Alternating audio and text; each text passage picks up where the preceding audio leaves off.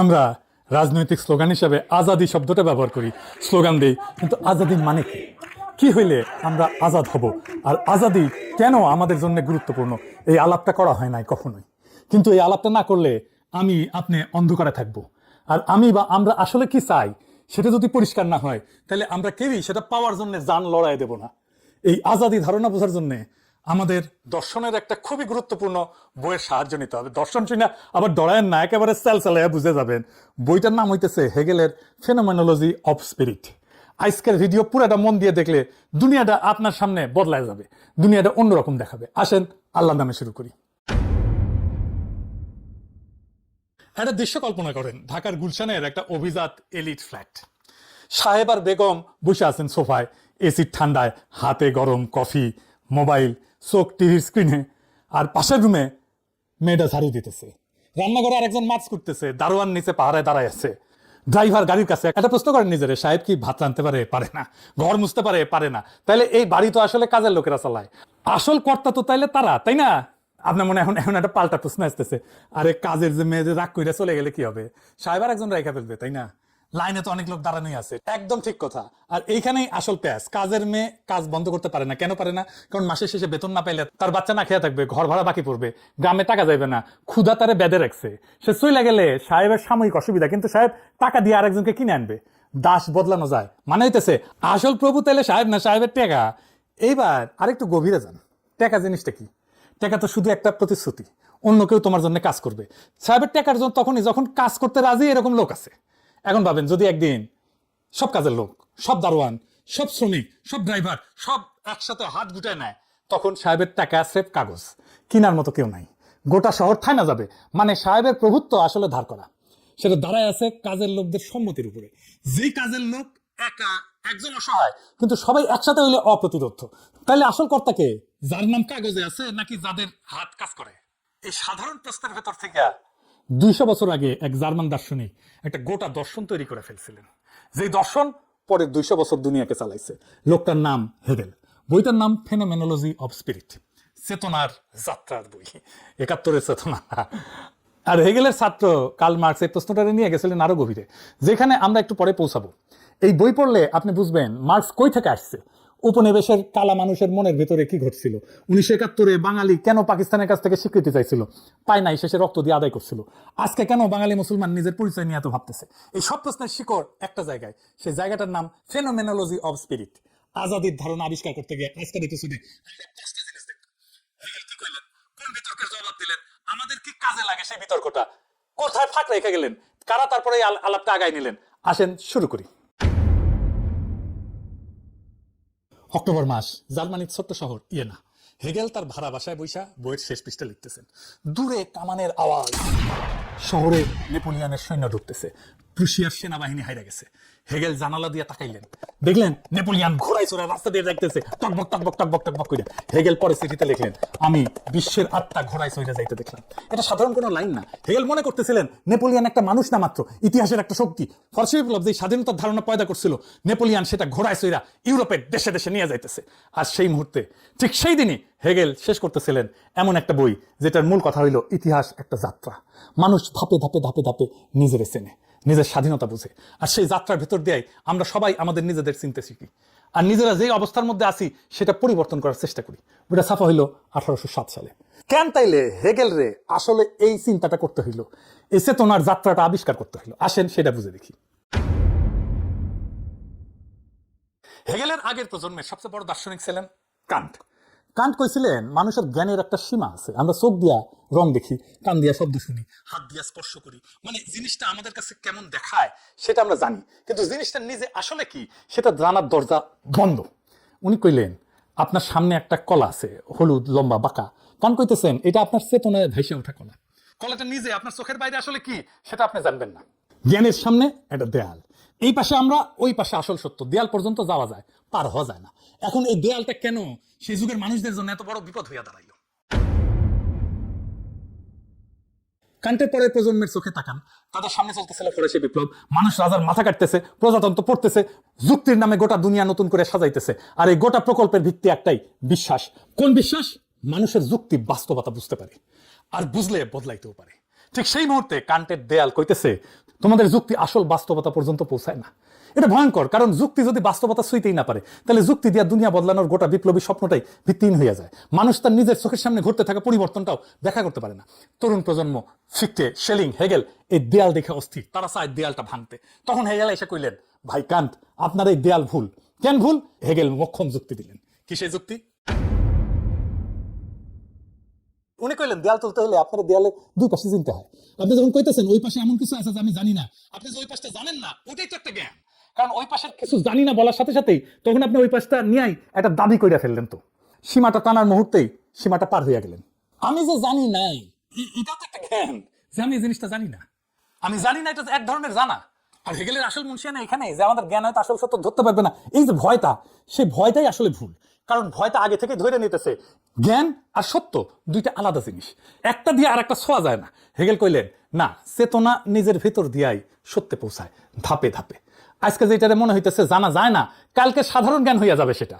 ইতিহাসের ভেতর দিয়া চেতনা একের পর এক সীমা ভাঙতে ভাঙতে ভাঙতে ভাঙতে আগায়। বাংলাদেশে একটা প্রচলিত কথা আছে না, পোল্টি মারা। মানে হইতেছে আগে যা বিশ্বাস করতে একজন, সে বিশ্বাসের বদল হয়েছে। হেগেল কইতেছে পোল্টি মারাটাই চিন্তা যে অগ্রসর হইতেছে তার প্রমাণ। এই হইল হেগেলের মূল কথা। চেতনার একটা ইতিহাস আছে, সেই ইতিহাসের একটা গন্তব্য আছে, আর এই বই ফেনোমেনোলজি অফ স্পিরিট সেই যাত্রার একটা মানচিত্র। এই বইয়ের ভেতরে অনেক অধ্যায়, অনেক ধাপ, কিন্তু একটা অধ্যায় আছে যেটা পুরো দুনিয়া ঘুরে দিছে। অধ্যায়ের নাম হইতেছে প্রভু এবং দাসের দান্দিকতা। এই অধ্যায়টা গল্প হিসেবে শোনেন। ভাবেন আদিমকাল, কোনো রাষ্ট্র নাই, আইন নাই, সমাজ নাই, একটা ফাঁকা মাঠে দুইজন মানুষ মুখোমুখি দাঁড়াইলো। দুজনের ভেতরে একটা ইচ্ছা, অন্যরা দিয়া নিজের অস্তিত্ব মানায় নেওয়া। তুমি আমার এই মাইনা নাও, আমি যে আছি এটা স্বীকার করো। কিন্তু দুইজনেই একই জিনিস চায়, সে চায় অপরের স্বীকৃতি, কিন্তু কেউ কাউরে স্বীকৃতি দেবে না। তাহলে কি হয়? শুরু হয় লড়াই, যুদ্ধ, সাধারণ মারামারি না, জীবন মৃত্যুর লড়াই।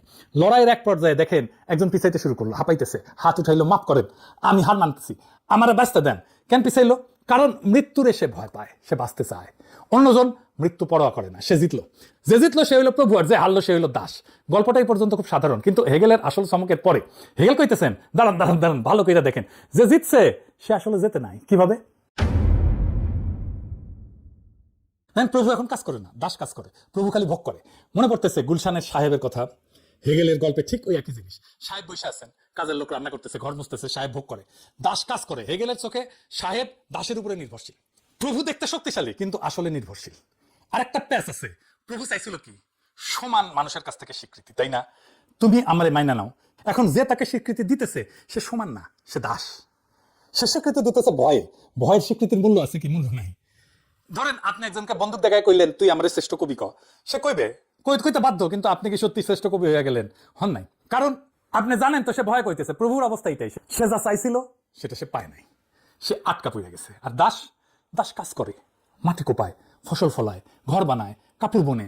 মানে দাস তার নিজের হাতে দুনিয়াটা বদলায়। ধীরে ধীরে দাসের ভেতর একটা চেতনা জাগে। সে দেখে এই ঘরের ইট আমি লাগাইছি, এই ফসল আমার ঘামের, এই দুনিয়া আমার শ্রমের ফল।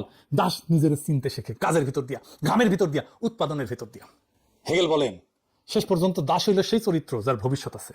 প্রভু আটকা পড়ে গেছে, দাস বাড়তেছে। দাস একদিন মুক্ত হবে, পড়তে পড়তে গায়ে কাটা দিতে পারে। দিলে অবাক হইবেন না, এই কয়েক পৃষ্ঠা গত 200 বছরের দুনিয়ার সবচেয়ে বেশি পড়া দর্শনের পাতাগুলোর একটা। কেন? কারণ এই গল্পটা দিয়ে অনেক কিছু ব্যাখ্যা করা যায়। মার্কস এই গল্প পড়লেন, কইলেন এই তো, এটা শ্রমিক আর পুঁজিপতির গল্প। শ্রমিক হইল সেই দাস যার শ্রমের ভিতর দিয়ে ইতিহাস বদলাইবে। পুঁজিপতি হইল সেই প্রভু যে নিজের ভোগে আটকা। ফরাসি মনোচিকিৎসক ফ্রান্স ফনো এই গল্প পড়লেন। তিনি মার্তিনিকার কালো মানুষ আর কি, 1952 সালে লিখলেন ব্ল্যাক স্কিন হোয়াইট মাস্ক। বইয়ের একটা অধ্যায়ের নাম হইতেছে কালা মানুষ আর হেগেল। ফোনও কইলেন, ভাই হেগেল, তোমার গল্পে একটা ঝামেলা আছে। উপনিবেশিক সাদা মানুষ কালো মানুষের কাছ থেকে স্বীকৃতি চায় না, সে খালি তার শ্রমটা চায়। এখানে তোমার দান্দিকতা ভেঙে গেছে, কাজ করে নাই।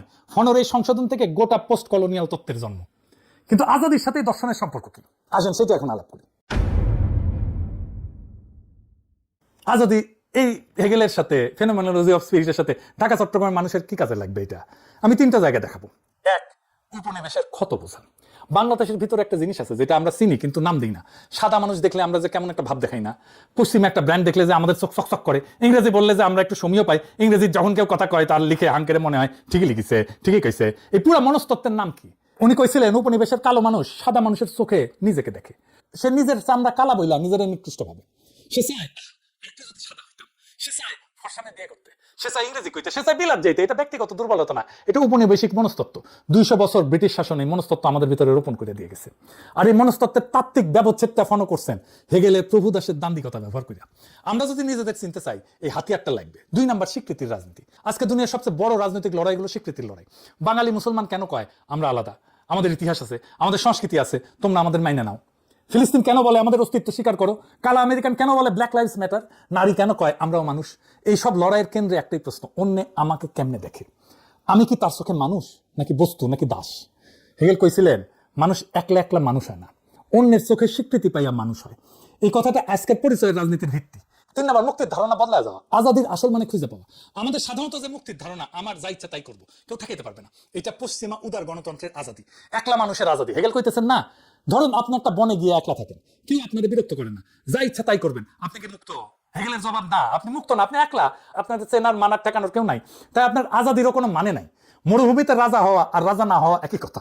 মুক্তি তখনই যখন অন্য মানুষ আমাদের মানুষ হিসেবে মাইনে নেয়, আমিও তারে মানি। আর এই পারস্পরিক স্বীকৃতির ভেতরে আমরা দুইজনেই মুক্ত হই। মানে কি দাঁড়াইলো, আমার আজাদি অন্যের আজাদির উপরে নির্ভরশীল। আমি একলা মুক্ত হতে পারি না, অন্যরে শিকল পরাইয়া আমি নিজে মুক্ত থাকতে পারি না। কারণ যে শিকল পরায় সে নিজে ওই শিকলের আরেক মাথায় বান্ধা পড়ে যায়। এই একটা ধারণা আজকের গোটা রাজনীতি বদলায় দেয়। এর মানে উপনিবেশিকের মুক্তি আর উপনিবেশিতের মুক্তি, কলোনি মাস্টারের মুক্তি আর কলোনি প্রজার মুক্তি আলাদা না। ধনীর মুক্তি আর গরিবের মুক্তি আলাদা না। হিন্দুর মুক্তি আর মুসলমানের মুক্তি আলাদা না। দুইটা একই সাথে আসে, একই সাথে যায়। নবী করিম পিস বি আপন হিম বারবার দাস মুক্ত করার কথা কইছেন। গুনার কাফারা হিসেবে দাস আজাদ করো, সবের কাজ হিসেবে দাস আজাদ করো। আমরা সাধারণত এটাকে দয়ার কাজ হিসেবে পড়ি। প্রভু দয়া কইরা দাস সাইডা দিল, কিন্তু আরেকটা দেখলে দেখুন দাসকে মুক্ত করে নবী করিম শুধু দাসে বাঁচাইতেছেন না, প্রভুরও বাঁচাইতেছেন। কারণ যতক্ষণ একজন মানুষ আর একজনের প্রভু, ততক্ষণ সে নিজেও মুক্ত না, সে তার নিজের প্রভুত্বের কারাগারে বন্দী। দাস মুক্তি তাই দুই দিকেই মুক্তি। দাসের গলার শেকল খোলে, প্রভুর আত্মার শেকলও খোলে। হেগেল 8 শতাব্দী পরে যেটা যুক্তি দিয়ে বুঝাইতে গেলেন প্রভুদাস সম্পর্ক কেউ মুক্ত না, এই কথাটা ইসলামী চিন্তায় আগে থেকেই বসা আছে। উম্মার ধারণার মধ্যে পারস্পরিক দায়িত্বের ধারণা, তোমরা একে অন্যের ভাই, এই ঘোষণায় আজাদি মানে শিকলটা 2 মাস থেকে খুলে ফেলা। বুঝেছেন আজাদি কি, কেন আজাদি দরকার? বাংলাদেশের সকল লড়াই আজাদি শব্দকে মূল স্লোগান বানাইতে হবে কেন বুঝছেন? এই দাসত্ব থেকে মুক্তির হাতিয়ার একটাই, আজাদি।